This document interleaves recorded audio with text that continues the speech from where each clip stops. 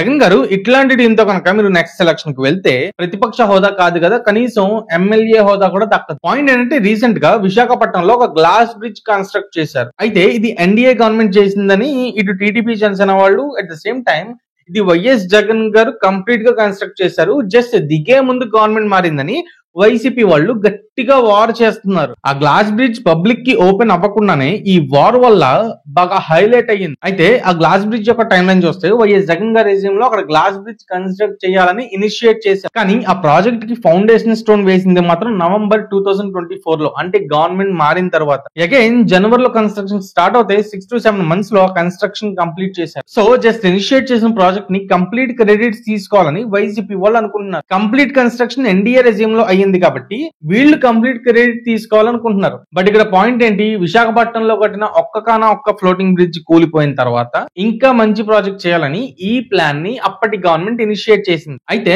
వీళ్ళు క్లెయిమ్ చేయాలి అనుకుంటే వైఎస్ జగన్ గారు 2019 లో విన్ అయిన తర్వాత విశాఖపట్నం మొత్తం 56 కోట్లు పెట్టి డెవలప్ చేయాలనుకున్నారు. అయితే కైలాసగిరి రీజియన్ లో 37 కోట్ల రూపాయలు పెట్టి డెవలప్మెంట్ చేశారు. At the same time CM హోదాలో ఇనాగ్రేట్ చేశారు. జగన్ గారు అండ్ టీం నుంచి వాళ్ళు ఎక్కడ క్రెడిట్ తీసుకోవాలి అనుకున్నా సరే ఇటు గవర్నమెంట్ కట్టిన గ్లాస్ బ్రిడ్జ్ కాకుండా గవర్నమెంట్ ని కంగ్రాచులేట్ చేస్తూ అట్ ద సేమ్ టైం మేము కైలాసగిరి కట్టిన తర్వాతే మీరు ఈ బ్రిడ్జ్ కట్టగలిగారని క్వశ్చన్ చేస్తే బాగుండేది. బట్ అగైన్ కైలాసగిరి మొత్తం వీళ్ళే డెవలప్ చేశారని ఇప్పుడు క్రెడిట్ తీసుకుంటారు. కానీ 2014 లో హుదూద్ వచ్చి విశాఖపట్నం మొత్తం అతలాకుతలం అయిన తర్వాత అక్కడ జస్ట్ రీస్టోరేషన్ చేయకుండా అప్పటి గవర్నమెంట్ కంప్లీట్ న్యూ డిజైన్స్ తో కైలాసగిరిని అండ్ విశాఖపట్నం టూరిజం ఏరియాస్ ని డెవలప్మెంట్ చేసింది. సో సేమ్ డెవలప్మెంట్ ని వైఎస్ జగన్ గారి రీజియం లో ఇంకాస్త ముందుకు తీసుకెళ్లారు. సో చేసిన డెవలప్మెంట్ గురించి మాట్లాడకుండా చెయ్యని డెవలప్మెంట్ గురించి క్రెడిట్స్ తీసుకోవాలనుకుంటే మాత్రం అది ఖచ్చితంగా మిస్ఫైర్ అవుతుంది.